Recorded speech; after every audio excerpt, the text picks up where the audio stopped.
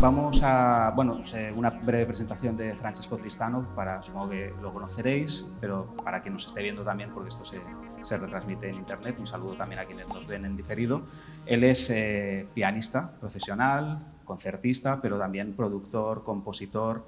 Tiene una de las carreras más interesantes de la música actual a todos los niveles, tanto como intérprete de música del repertorio clásico occidental. Una de sus debilidades, como ya sabréis, es Johann Sebastian Bach, pero también trabaja con lenguajes contemporáneos, con la música electrónica. Por tanto, tiene uno de los discursos más completos, más globales y más actuales para poder hablar, ¿no?, de muchos acontecimientos que afectan a la música desde una perspectiva tanto actual como histórica. Entonces, de eso se trata. Vamos a hablar de su obra, de sus ideas, de su trayectoria. Y lo primero que te quería preguntar yo, Francesco, es... hemos quedado que mejor no hablamos demasiado, ¿no?, de la situación actual a todos los niveles. Es un poquito deprimente y se está hablando demasiado y aparte no hay demasiadas pistas. Pero sí quería preguntarte cómo durante todos estos meses en los que no ha habido apenas conciertos, tú eres uno de los pocos afortunados que justo cuando se abrieron los confinamientos en Europa, pues has podido tocar en Luxemburgo, has tocado en Barcelona, en algunos sitios más, pero durante muchas semanas tuviste tus conciertos en casa, en streaming, estuviste tocando mucha música de Bach y quería preguntarte cómo ha sido la experiencia de actuar sin público pero teniendo una reacción, ¿no? Creo que habías hecho algún acto así en streaming, tipo un Boiler Room, etcétera, pero claro, esos son eventos que tienen un público detrás, es decir, puedes medir un poco la reacción. ¿Qué has aprendido en todo este tiempo de esa experiencia? He aprendido mucho, pero no sé muy bien el qué. Es decir, se hacían streamings por todos lados, todo el mundo hacía streamings, no quería perderme la experiencia, pero creo que se han hecho streamings para sustituir a los conciertos en vivo. Y obviamente una cosa no puede sustituir la otra, es otra cosa. Y esto lo entendí después de 2 o 3 streamings que para mí era muy difícil sacarle una satisfacción así o comparable, ¿no? Ni siquiera la misma, pero comparable a una actuación en vivo. Pero después me replanteé, no sé, era más un ejercicio para mí, para no perder la costumbre de tocar, porque bueno, es cuando pasas de 15 conciertos al mes a 0, la forma pianística también baja mucho. Era para entretener los dedos para empezar, ¿no?, y la cabeza. Pero también me di cuenta después de 2 o 3 streamings que la gente, que sí que llegaba a la gente y que sí que interactuaban y en tiempo real, porque eso lo veía después, ¿no?, los comments que vienen a un momento preciso en el stream. Solía tocar más o menos 1 hora, un poco más, un poco menos, y podía leer lo que sentía la gente en qué minuto y en qué segundo del show, ¿no?, que es indirecto, pero de otra manera es más directo que en una sala, ¿no?, porque el público en la sala, si hablamos de un concierto clásico, el público se calla y tiene pocos espacios donde puede aplaudir, ¿no? A cabo de una obra, si hablamos de una suite de Bach, que son varios movimientos, pues hay silencio entre todos los movimientos, pero después del último movimiento hay un momento de aplauso, ¿no? En el webstream no hay aplausos, pero sí que hay reacciones muy así directas en según qué momento, que yo no las puedo aprovechar en el momento porque me desconcentraría, y tampoco, lo leo después y entonces mi reacción ya es algo artificial porque es algo que he leído después, no es algo que he vivido en el mismo momento. Yo creo que aún no hemos encontrado el rollo del webstream. Tiene que ser otra cosa, no puede ser una sustitución de un concierto en vivo. Pero tiene por ir, yo creo, el camino de la interacción, porque la interacción es muy diferente en Internet que en un escenario. Y cuando has podido reencontrarte con el público, ¿cómo ha sido la sensación? Pues ha sido muy especial, porque incluso había llegado a un punto donde la rutina hacía que, bueno, iba de un concierto a otro, y cuando de repente se para todo unos 3 o 4 meses, y yo no pensaba tocar este verano, todos los índices apuntaban a que no iba a haber conciertos, pues al final toqué unas 7, 8 fechas, y cada una fue muy especial, porque bueno, la dinámica del público, de los promotores, en esos tiempos imposibles para montar eventos, o sea, para seguir el protocolo que además va cambiando todos los días, he notado una energía muy, muy diferente, pero mucha educación, mucho civismo y mucho entusiasmo también para la música.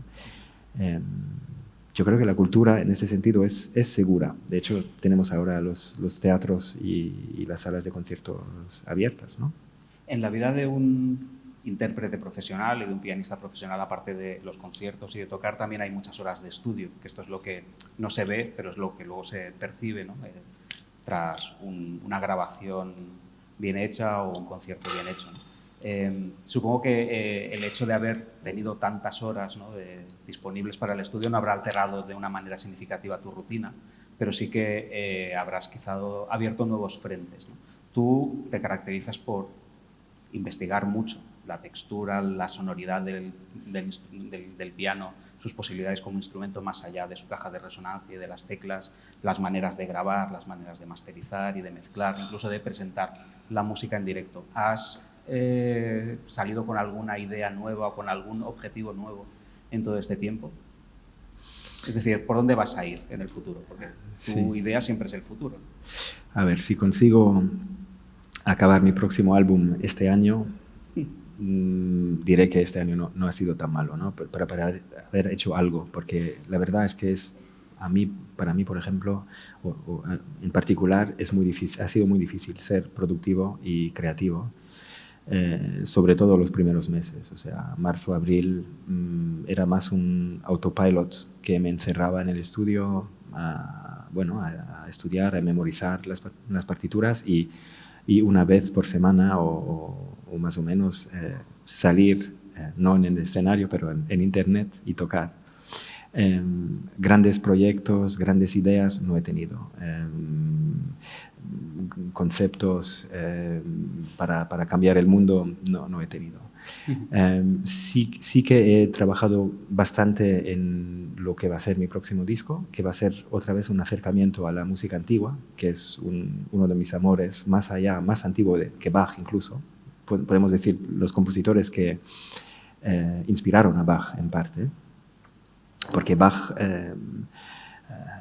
tuvimos una charla hace un poco y dije, es el primer remix artist de alguna manera, ¿no? Que Bach cogió no solo sus propios temas, pero también temas de otros compositores, y hizo sus versiones, y tampoco no dijo de quién era el tema. O sea, tiene unos conciertos para violín que el tema es 100% de Antonio Vivaldi, pero no está escrito en ningún sitio que este tema es ni siquiera mío, ¿no?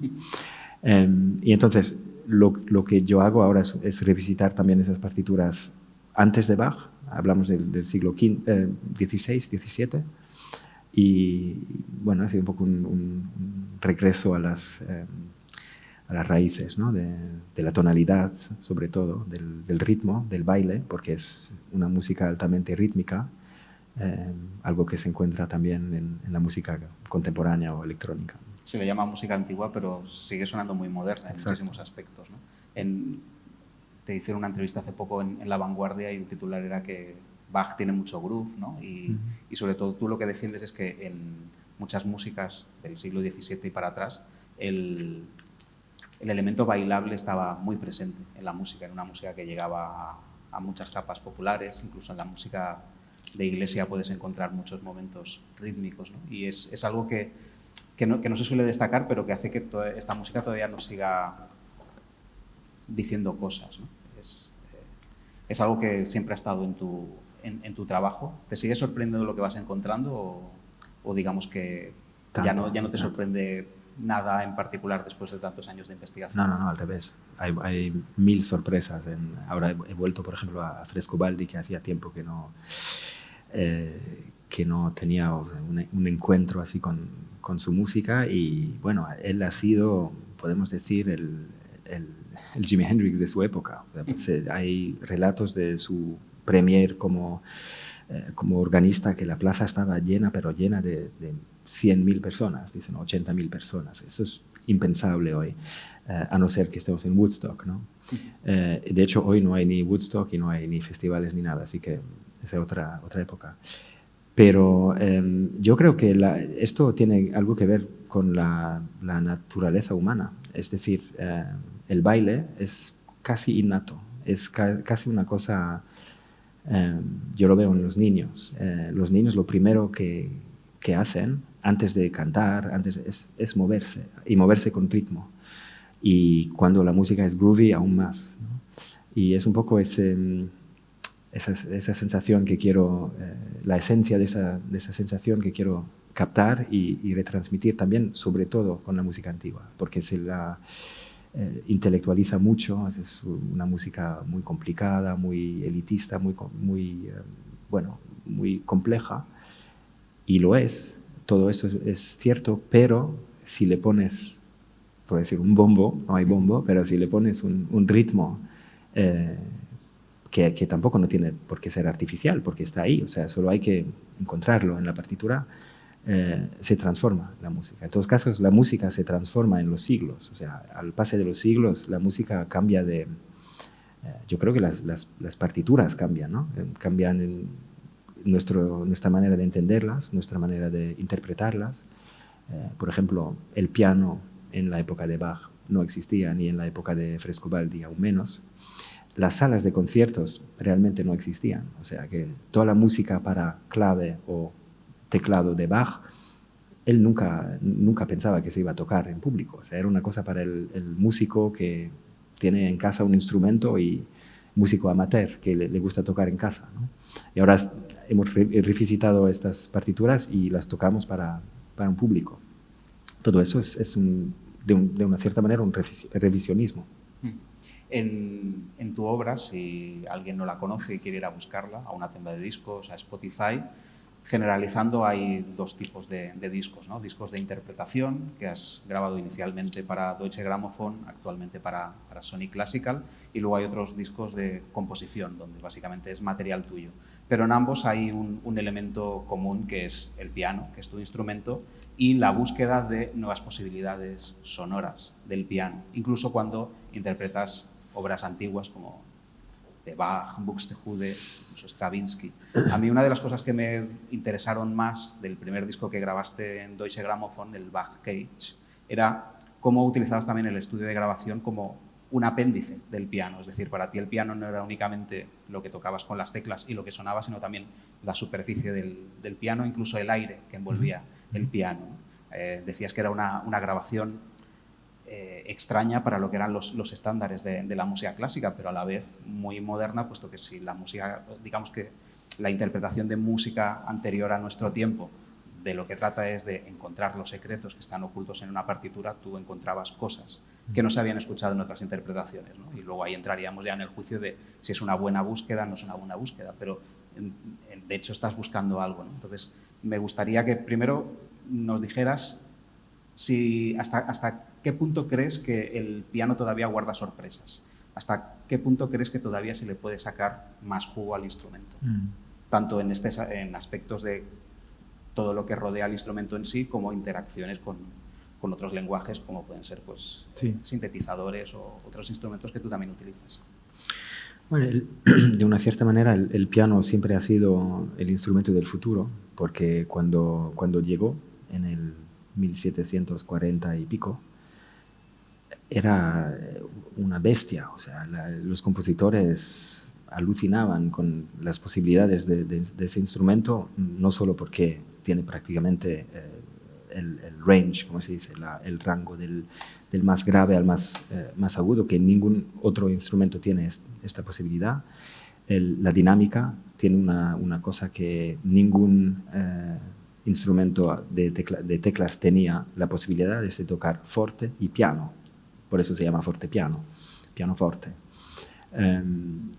Y de hecho muchos compositores dicen, no, yo no quiero nada, no quiero saber nada de ese instrumento, me hace miedo. Sin embargo, hoy el piano tiene una imagen un poco así viejita, ¿no? De un poco, quitamos el polvo que está, ¿no? en los salones de París del siglo XIX y tal. Y es un anacronismo, porque yo creo que el piano sigue efectivamente teniendo posibilidades, muchas posibilidades que aún no hemos explorado. Mi puerta de escape ha sido la música electrónica y ha sido, lo llamas una búsqueda, puede ser una búsqueda, ¿no? Una búsqueda hacia un ideal sonoro entre el piano acústico y la música electrónica, que aún hay muchas cosas por hacer. De hecho, cuando grabamos Bach-Cage, que mencionaste, fuimos a uno de los estudios más clásicos del mundo clásico, en Berlín, y nos miraban muy mal cuando llegué con Moritz von Oswald y con Rashad Becker, que también hizo una parte importante, y nos miraban como, pero ¿qué están haciendo? ¿No? Estaba Rashad por debajo del piano como abriendo unos cacharros para poner unos micros adentro y como a veces se reían, pero a veces nos miraban muy mal. Y esto a mí me motiva cuando me miran mal, porque es que ya estás haciendo algo que no vas a poner de acuerdo. Y el piano, cuando salió, no ponía de acuerdo a nadie. O sea, era un escándalo, es un instrumento de escándalo. Y si conseguimos a hacer escándalos con el piano, seguirá siendo un instrumento del futuro. A mí hay una cosa que no me sorprende, pero sí me llama la atención de la música clásica en la actualidad, sobre todo la música grabada, y es que a pesar de que hay una tradición muy potente desde mediados del siglo XX hasta la actualidad de artistas que han intentado grabar, aprovechando también todos los recursos que le daba el estudio de grabación, toda esta línea que comienza con Glenn Gould, ¿no? En el momento en el que él decide abandonar los conciertos y concentrarse únicamente en las grabaciones, y es revolucionario en ese aspecto, y le siguen artistas que tú admiras como Friedrich Gulda, etc. Y es un linaje que llega hasta ti y algunos compañeros de tu generación. Sin embargo, si sigues mínimamente las novedades, hay una tendencia hacia sonar muy pulcro, muy neutro, ¿no? Quizá esa tendencia que inauguró o que puso en el centro Herbert von Karajan, ¿no? Que lo que quería era anular todo lo que fuera el ruido ambiente y quedarse únicamente con la esencia del sonido, ese tipo de grabaciones muy neutras y muy limpias. Sin embargo, claro, con todas las posibilidades que dan los estudios de grabación, que se siga por esa línea a mí me parece algo profundamente conservador, y más en un momento en el que, digamos, que la música clásica también tiene que encontrar caminos nuevos para convencer a un nuevo público. ¿Tú lo ves de la misma manera? ¿Crees que hay demasiado conservadurismo a la hora de grabar? Sé que hay excepciones, ¿no? Por ejemplo, hay directores como Currentzis, ¿no? Que sí que trabaja muy bien lo que es también la parte de la grabación e intenta sacar más cosas, ¿no? Que están más allá de la partitura. Pero me llama la atención de que no haya más aventuras en un momento en el que precisamente estamos para eso, ¿no? Para perseguir esas aventuras. Yo creo que hay la nueva generación que está pensando en cómo hacer, puede ser diferentemente las cosas, ¿no? Pero hay una cosa muy importante en la historia del piano, es un antes y después, y lo has dicho, es Glenn Gould. O sea, hay la historia del pianismo, del arte del piano, el cataclismo ha sido Glenn Gould, porque él ha roto todos los tabús, o sea, ha roto todas las reglas, ¿no? De cómo es un pianista, cómo se tiene que portar, qué trabajo tiene que hacer. Lo primero ha destruido totalmente la imagen del virtuoso que hace conciertos en todo el mundo. Dijo, no, yo no quiero tocar más, yo me voy a dedicar a la grabación, que nunca se había hecho antes, y de hecho creo que nunca se había hecho después tampoco. Y fue el primero y hasta puede ser recientemente el único en utilizar dichas herramientas de estudio. hay unos textos increíbles donde él describe alguna versión que conocemos grabada por él, algún preludio y fuga, un preludio, por ejemplo, no, una fuga en particular, dice, pues escuché las tomas que hice, porque claro, un disco, cuando lo escuchamos, tiene un principio y un final, pero el proceso de grabación es como una película. Hay el 98% del trabajo no lo vemos. O sea, vemos el corte final, que es una cosa que nos puede gustar o no, pero no sabemos el proceso, ¿no? Y Glenn Gould lo que describe en ese artículo es justamente su proceso, es decir, tuve varias tomas para escoger el edit, ¿no? El mix, y hay una toma donde toco el sujeto de la fuga legato, o sea, muy cantable, ¿no? Y hay otra donde estoy tac, tac, tac, tocando staccato, no tiene nada que ver. Y hice una cosa que me parecía imposible, pero lo conseguí.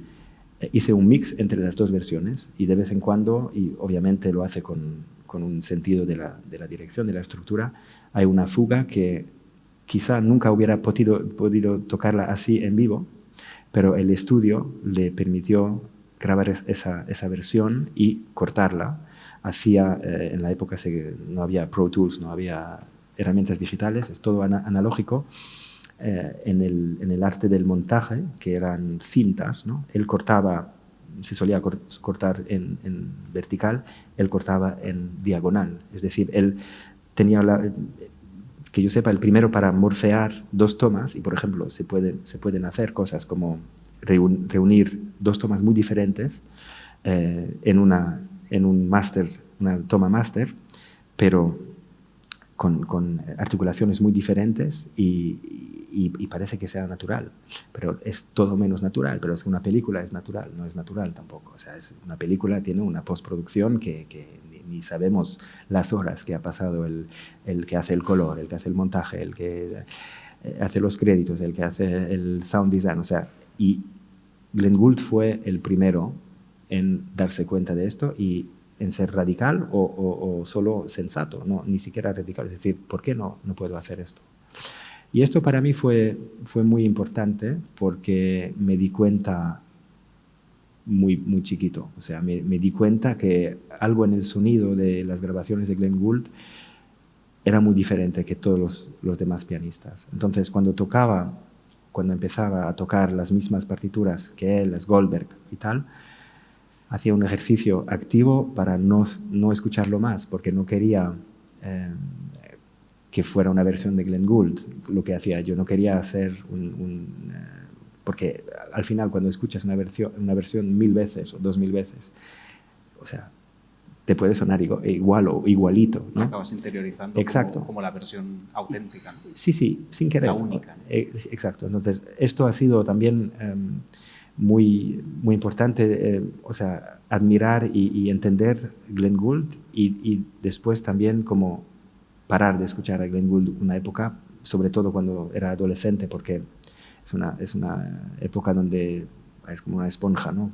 Coges todo y cuando hay una personalidad tan grande como Glenn Gould, es fácil caer no en la copia, pero en el homenaje o una copia. Yo creo que es imposible, porque además no quiero ser como Glenn Gould. O sea, era un señor muy enfermo, muy, muy loco, o sea, y sin embargo esas grabaciones increíbles, ¿no? Esto ha sido muy largo, voy a intentar acabar esta pregunta.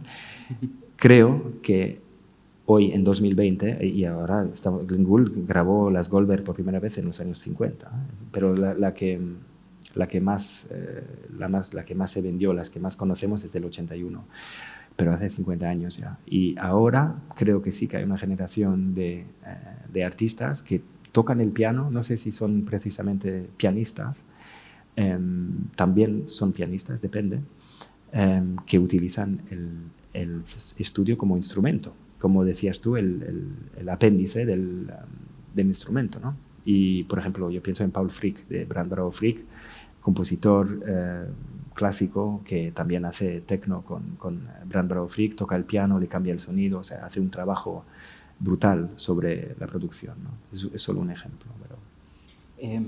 Sobre tu trabajo, como decíamos antes, hay, digamos, dos vertientes que muchas veces se ha dicho que son dos lenguajes mezclados, pero en realidad tú no mezclas música clásica y música electrónica, sino que eres un intérprete de música clásica con una aproximación contemporánea, muchas veces, y a la vez eres un compositor, que utilizas las herramientas de hoy y también a veces lenguajes que tú has aprendido del pasado para llegar también a un lenguaje contemporáneo, que no es lo mismo mezclar, sino aprovechar una manera de pensar para abordar dos caminos que a veces convergen y que a veces son muy distintos, ¿no? Está la carrera como pianista de concierto y también está la carrera como compositor o también dentro del circuito, ¿no?, de la música electrónica y del clubbing, ¿no? Entonces, quería que detalláramos un poco más cómo es esta metodología, es decir, ¿qué adviertes tú en común entre estos dos lenguajes para crear un lenguaje que sea plenamente contemporáneo? Es decir, ¿qué te interesa de la música clásica que nos pueda hablar en la actualidad y qué te interesa de la música electrónica en diálogo con la gran tradición que arrastramos, al menos en Europa? Bueno, para empezar hay que recordarse que la música clásica ha sido contemporánea en su día. O sea, Mozart nunca compuso una sonata clásica. Él no conocía ni la terminología clásico. Clásico es una terminología de 100 años después, más o menos. Sí, ¿no? es algo bastante artificioso de mediados del siglo XIX. Y sí, y si empezamos a hablar de neoclásico ya nos vamos a perder, porque es un anacronismo total, no tiene lógica, ¿no? Pero yo creo que cuando Mendelssohn y esa gente llamaban a los clásicos, a aquellos compositores muertos, quería darle valor sobre todo a una música que se había olvidado. O sea, porque Bach tampoco no era un Jimi Hendrix. O sea, Bach componía para su iglesia, para su jefe, y no tenía ninguna pretensión en estar en el futuro representado de alguna manera. O sea, no era ni todo menos esto. Ni era una estrella ni componía para la posteridad. Absolutamente no. Esto viene después en la historia de la música, ¿no? Yo creo que viene con el siglo XIX, viene con el romanticismo, cuando ya el ego de los compositores se pasa, ¿no? Se pasa de la partitura, ¿no? Y cuando también las partituras empiezan a estar muy programáticas, como Bach ponía un título y las notas y chao, ya está. En una partitura de Schumann, o sea, hay texto, ¿no? Hay texto, bueno, hay que tocarlo como si, bueno, con toda la nostalgia posible del mundo. Claro, esto cambia un poco cambia el canon, cambia cómo esta gente, ¿no?, se veía en la historia de la música. Por ejemplo, los títulos que ponía Bach, ¿no? Sarabanda, yo creo que en esta época tenían una idea muy clara de lo que quería decir, pero hoy, ¿qué quiere decir sarabanda? ¿Alguien sabe qué es una sarabanda? Complicado. Sabemos algo sobre la sarabanda, sabemos que es un baile más lento que los demás, que es un baile en tres, que se apoya muchas veces el segundo paso, pero muchas veces no. Yo creo que para Bach y la gente que compraba esta partitura, porque las suites se las autoeditó Bach y se pagó de su propio sueldo una impresión de su partitura. Escribo Opus 1, había compuesto, no sé, 500 horas de música y saca las partitas como Opus 1, de un ejercicio de humildad también fuerte. Pero una sarabanda ha perdido toda su significación hoy día. Entonces, podemos hacer research, podemos hacer búsquedas y entenderlas y intentar de entender cómo sonaba en un instrumento, por ejemplo, un instrumento de la época, pero no podemos recrearlo, aunque nos gustaría, a algunos, a mí no, pero creo que hay unos puristas fanáticos de, no, eso tiene que ser así.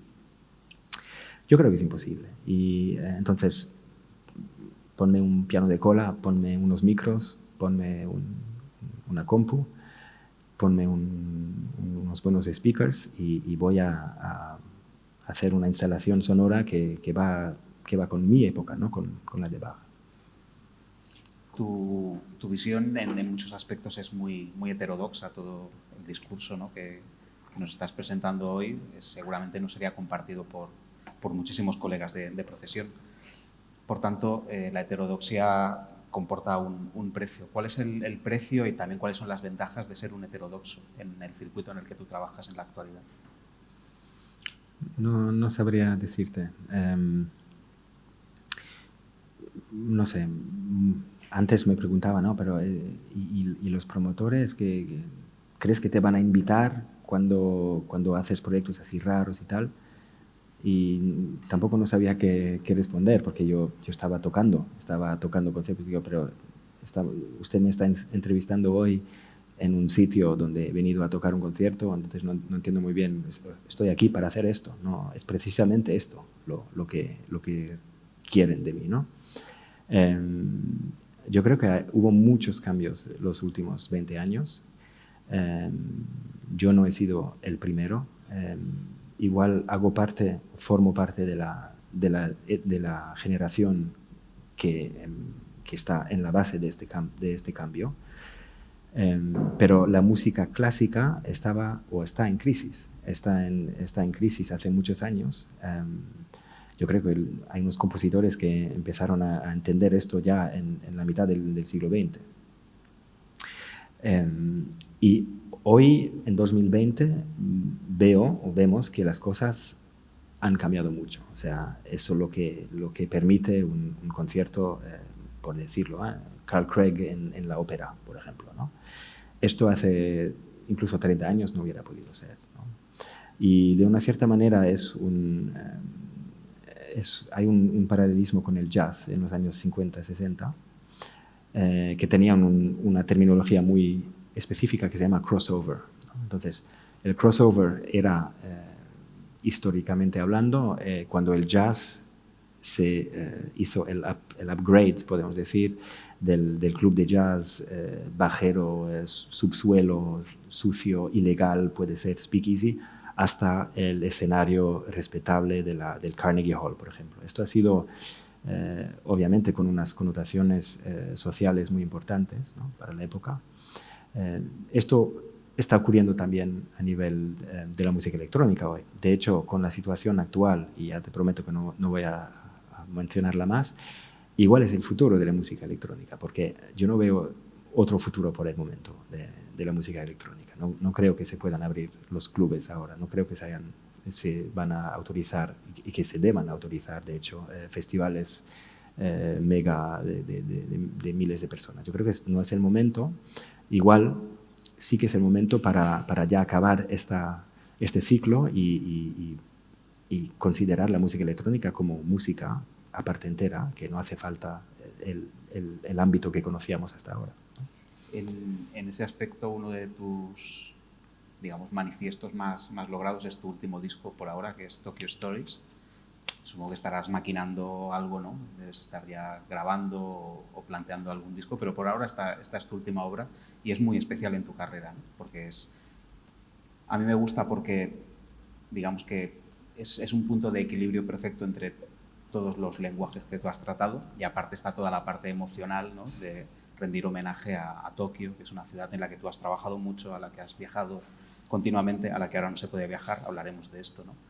También del hecho de que el mercado asiático, que es muy importante para la música de concierto, pues también esté cerrado. Pero sí que te quería preguntar qué es ahora mismo en tu carrera Tokyo Stories. ¿Si ha sido el final de un capítulo para abrir otro nuevo o es el comienzo de un nuevo lenguaje?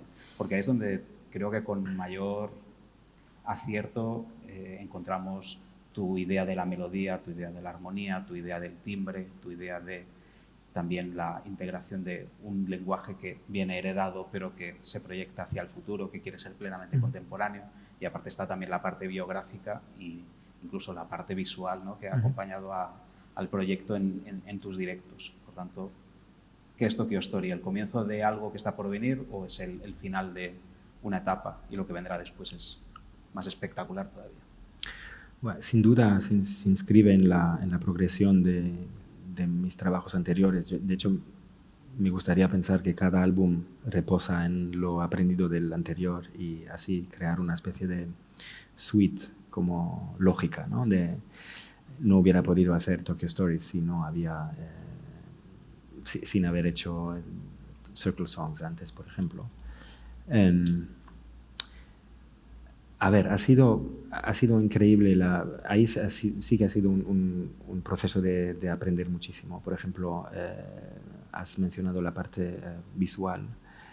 Es la primera vez que, bueno, no lo concebía así, pero en el directo, al final, es un soundtrack que yo toco con un film, o más bien es el film que me acompaña.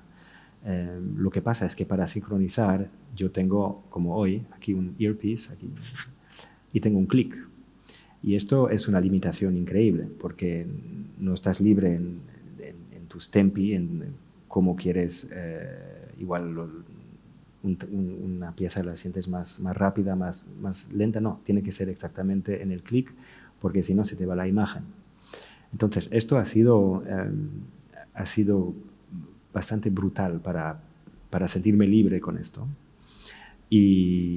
Pero creo que lo he conseguido. O sea, hace poco lo toqué en Alemania y hacía mucho que no lo había. Bueno, este verano también había tocado una vez, pero la gira se cortó en marzo y ya no hubo más hasta el verano, ¿no?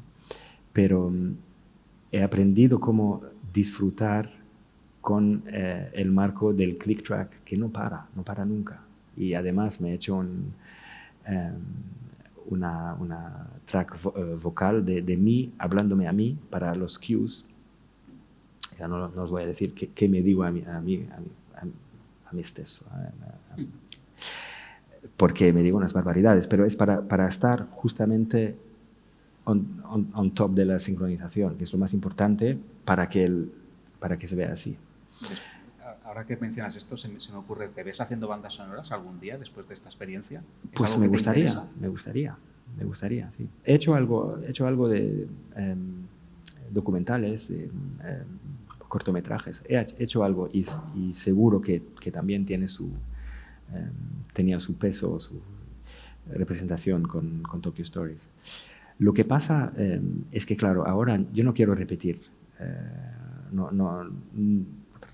Casi nunca quiero repetir algo que ya he hecho y mucho menos aún si ha funcionado. O sea, si tengo la sensación de que yo por lo menos aprendí algo de esto.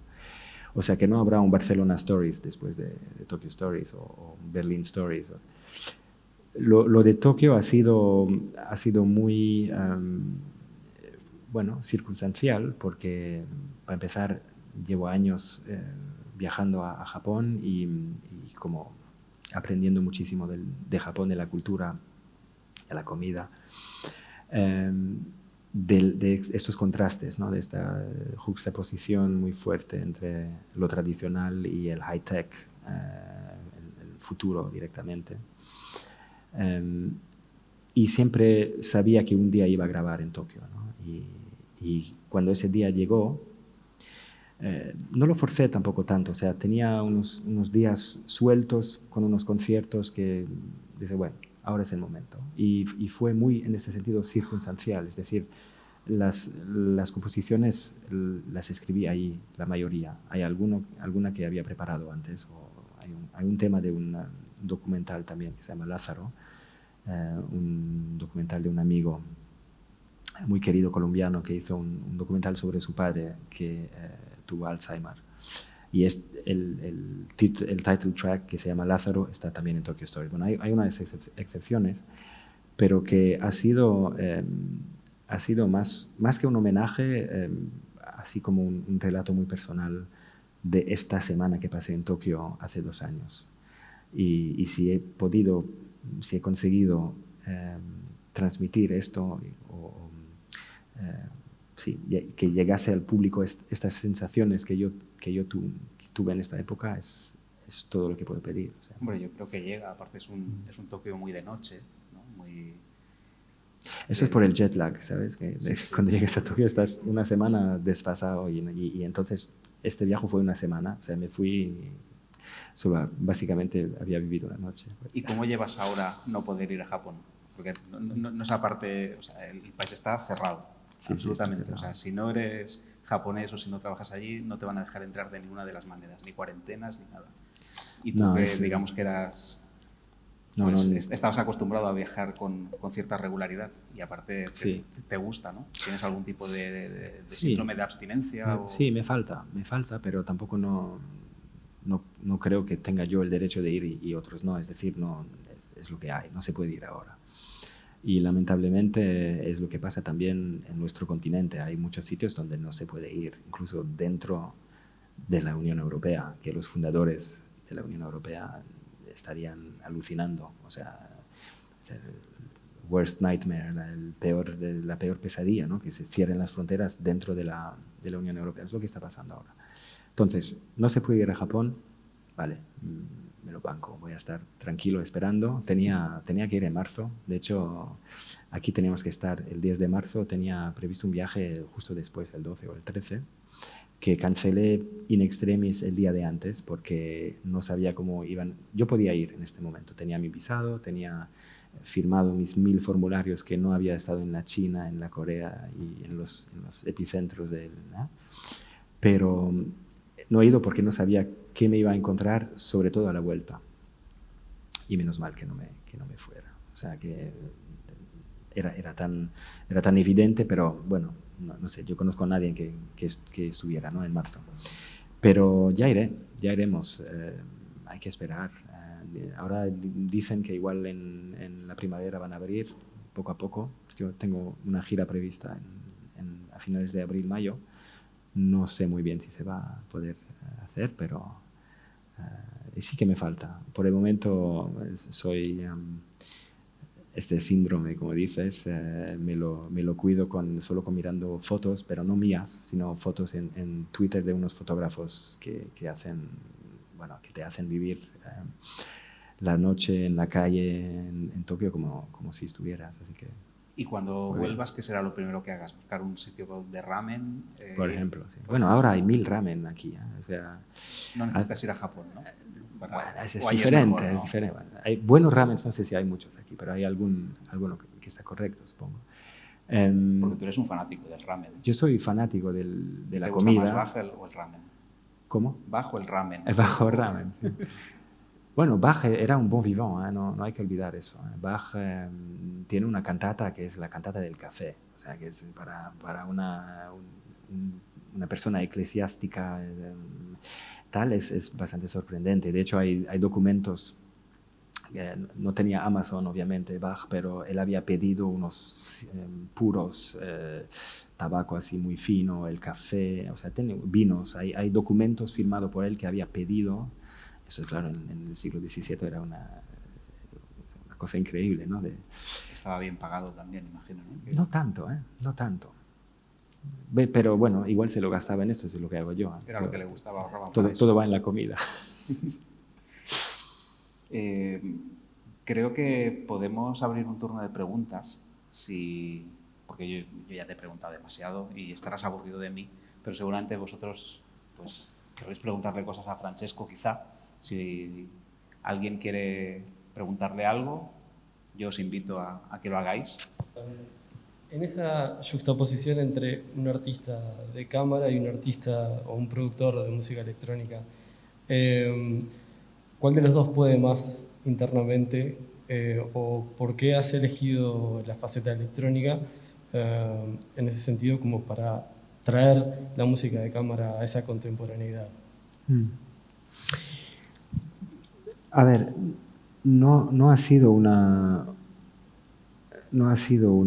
como un objetivo de juntar nunca. O sea, no es que me levantara un día y dije, bueno, voy a pensarme cómo puedo... O sea, esto se ha hecho porque crecí como músico clásico y un día descubrí el techno y decía, yo quiero hacer esto, yo quiero hacer parte de esto, porque pensaba y pienso aún que la música electrónica es la última dirección que hemos explorado.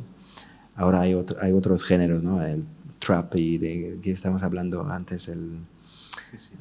Bueno, yo no soy muy culto en esas cosas, pero la música electrónica, que tampoco no me refiero solo a la música electrónica bailable, porque la música electrónica en realidad empieza empieza con el siglo XX, empieza con los primeros sintetizadores, con el theremin, con la música concrète, con unos sintetizadores que medían como terrenos de fútbol. Y obviamente ahora hablamos de música electrónica y es una cosa muy concreta y es una parte solo. Pero es la última, no música, pero dirección que los humanos hemos inventado, ¿no? Como hacer música con máquinas, ¿no? Y se inscribe totalmente en el desarrollo de la humanidad, porque, por ejemplo, cuando hablo del piano, el piano instrumento del futuro era una máquina, el piano es una máquina analógica, pero tiene muchos cacharros, es una máquina. Entonces, para mí ha sido muy lógico y tampoco no tan radical, ¿no? Dedicarme a esto. Y sobre todo creo que lo que me inspiró, bueno, me encanta el techno, me gusta el ritmo y tal, porque hablamos del ritmo, que es una cosa muy, también muy humana. Yo creo que esto va al origen del Homo sapiens, ¿no? En África, Joe Zawinul decía, es la base de todo, son las tribus africanas, todo vuelve ahí. O sea, me encanta pensar que Bach también tuviera su origen ahí en África. Ha sido una cosa para solo darme cuenta que yo vivo en mi época y no puedo solo tocar el piano, que también en nuestro imaginario es de otra época, ¿no? Tengo que hacer parte de esto. Y ha sido la razón principal. Y luego me di cuenta que, al punto de vista de la estructura de la música electrónica, había muchas cosas que explorar, incluso transponer a un instrumento acústico. En mi caso es el piano. No sé si contesté más o menos. ¿Alguien más anima?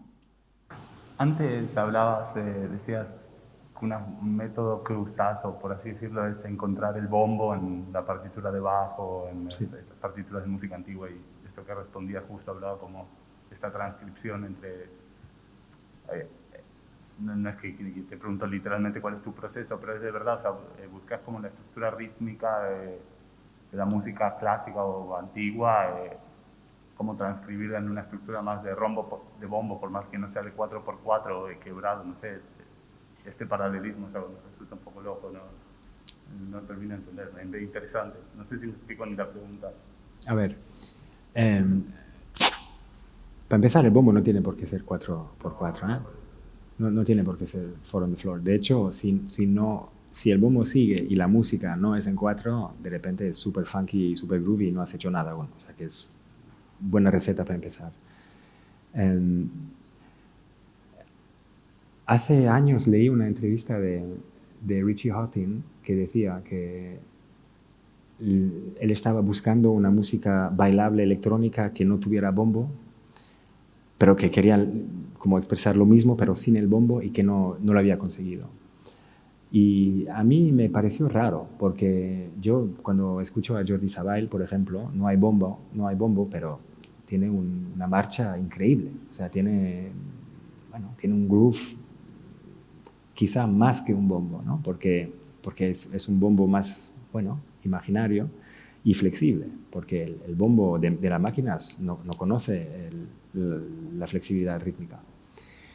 Pero lo que creo que yo hago cuando toco Bach, obviamente, es lo primero es la lógica rítmica, porque todos los movimientos de una suite tienen un paso de baile, como dijimos antes. Y este paso, obviamente o no creo que se pudiese bailar, no creo.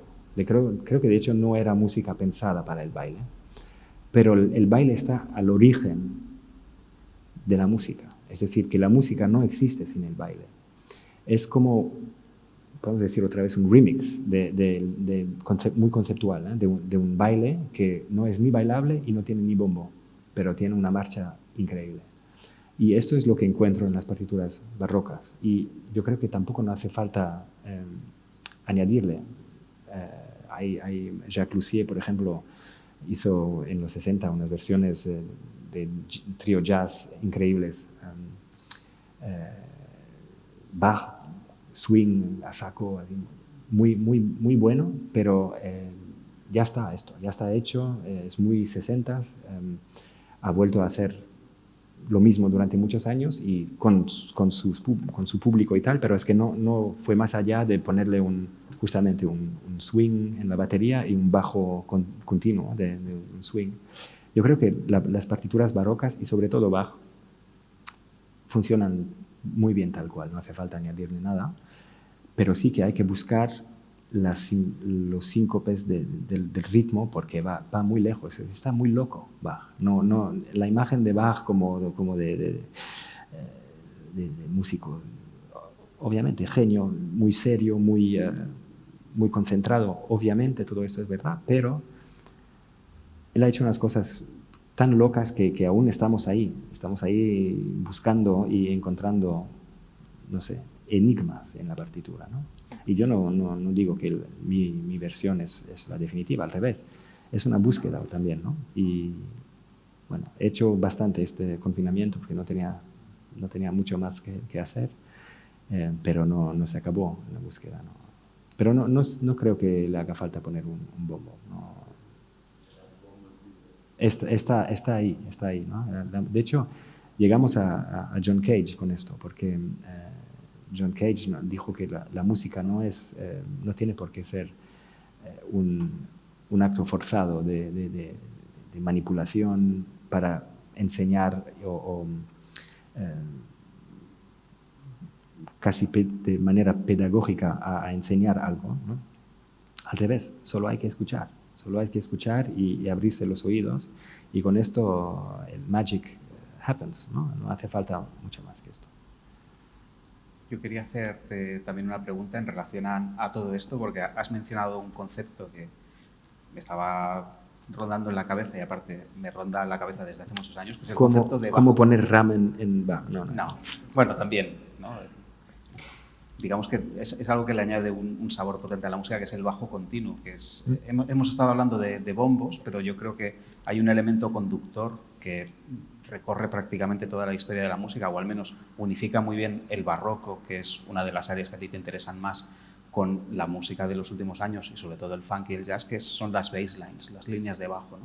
Y es algo que de muchas cosas que yo he leído sobre música no se ha teorizado lo suficiente. Sí que hay un artículo maravilloso que está publicado en el segundo libro de Alex Ross, Listen to This, escucha esto, que la primera parte trata sobre grandes líneas de bajo de la historia. No recuerdo a quién relaciona, pero sí que acaba hablando de Bob Dylan, que es una de sus obsesiones contemporáneas, ¿no? Y sí que es cierto, ¿no?, que la música del barroco, más allá de esta idea del bombo o del groove, lo que sí que consigue esta especie de movimiento en Bach y en contemporáneos suyos como Händel, Vivaldi, etc., es la presencia continua de una línea de bajo muy marcada que dirige toda la pieza. Luego hay un momento, quizá, sobre todo a partir del siglo XIX, que esta idea de la línea de bajo como algo que sostiene la música quizá no es tan preeminente, pero esto en el siglo XX vuelve, en el momento en el que el blues también inicia todo su linaje que llega hasta hoy y que heredan pues, el techno, el house, etc. Entonces, quería preguntarte cómo interiorizas tú el tema del bajo, concretamente, la línea de bajo en la música, si lo consideras como algo importante. Es algo quizá de lo que no hemos hablado, pero es como dicen los anglosajones, the elephant in the room. Quizá es algo que está ahí y de lo que no hemos hablado, ¿no? Y que es muy evidente. ¿Cómo lo ves tú? Bueno, Bach decía que es el fundamento de la casa, ¿no? Es el bajo. Y el bajo puede ser constante o puede ser morfeador o también puede ser melódico, pero sin el bajo se cae todo el edificio, ¿no? Como decía una profesora mía de música en el instituto, sin ritmo no hay música, es lo único que no puedes extraer. Puedes hacer música sin melodía, sin armonía, pero si no hay ritmo no hay música. Sí. Bueno, yo es creo lo que sí. Determina el movimiento, incluso en el ambiente o en el silencio hay un ritmo. Sí, bueno, de alguna manera es verdad, pero también Debussy decía que la música no es el sonido, sino las pausas entre los sonidos, ¿no? Que también tiene su qué. Pero la idea del bajo es, yo creo, hay que entrar en un discurso casi de médicos, ¿no? Son frecuencias que tocan a una parte muy muy interior, casi ritualística. Yo creo que ahí van miles de años de evolución de lo que somos, ¿no? Empezando otra vez por las tribus en África y pasando por los bajos continuos de Bach y acabando en los bombos de Richie Hawtin. Random, pero solo para decir que es una cosa que yo creo que los humanos conectamos una parte muy física con las frecuencias bajas, con el kick o algún bajo, puede ser contrabajo o un moog, pero que en la frecuencia pues hasta los 150 Hz más o menos, ¿no? Y después ya es otra sensación, es una cosa que no se escucha tanto aquí, pero igual más arriba. Igual es eso el fundamento, ¿no? Es el feeling, es la sensación física que tenemos. Y bueno, yo pensé bastante en esto y yo creo que sí que se puede hacer música bailable sin bombo. Yo creo que el bombo muchas veces es casi como caricatural, no hace falta el bombo, ¿no? Justamente ahora te conté, estoy haciendo un remix para Christian Järvi, amigo, director y compositor, y su tema es muy onírico, es muy nórdico, un poco new classical, no sé cómo decir, muy bonito. Pero yo le he hecho un remix electrónico con bastante rítmica y bastante bajo, pero no tiene bombo. Tiene un bombo que actúa como un bajo porque tiene un pitch, tiene una altura muy definida y va con la armonía del remix. Y va creciendo y tal, y le puse uno al final para probar. Y era demasiado fácil, era demasiado obvio, ¿no? De decir, vale, pues al final le ponemos el 4 on the floor y ya está, todo el mundo para casa, todo el mundo feliz. Yo creo que está bien explorar también con unos bombos o no regulares, ¿no? Porque esto ya es como un bajo Alberti, ¿no? Que hay 200 años de música clásica donde siempre lo mismo en la mano izquierda. Ahora llevamos 20, 30 años de techno donde igual podemos empezar. Quizás es el momento de buscar otra cosa. Yo creo que siempre es el momento de buscar, sí. El futuro inmediato no lo veo muy claro. Ahora estamos otra vez en el tema pero es un poco una época un poco en apnea. Yo lo vivo así. O sea, se hacen cosas, pero sí. A ver, ahora hay que ser muy flexibles porque no da para hacer muchos planes para el futuro, creo, en lo que va. Si no hay más preguntas por parte del público, haré yo una última pregunta y es, si ahora sales porque tendrás que cenar, ¿qué tipo de ramen te pedirías? Es decir, ahora mismo, ¿cuál es el ramen por el que matarías? Dices, ¿cuál sopa o cuál sitio? Dame los ingredientes que hacen tu ramen perfecto, tu Johann Sebastian Bach de los ramens. El arte de la fuga del ramen. Sí. Porque es una de tus pasiones y también sí. Tú has venido aquí a hablar de ramen. Bueno, hay una diferencia fundamental entre los ramen en Japón y los aquí. Es que en Japón cada restaurante hace una sopa. No puedes pedirte un shoyu o un shio, un tonkotsu o incluso con pescado. O sea, hace una sopa. Y aquí vas en un ramen y tienes una lectura ya para empezar.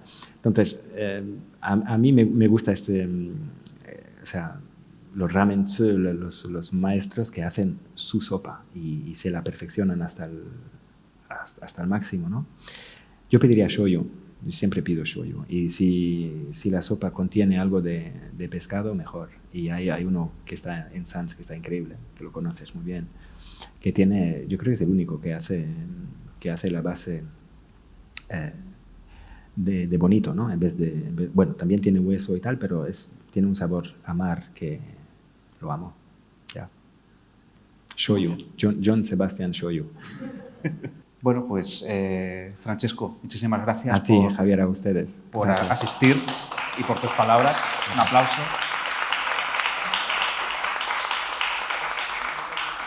Y nada, muy civilizado. esta es tu casa y nos vemos en el futuro. Pues a ver, muchas gracias.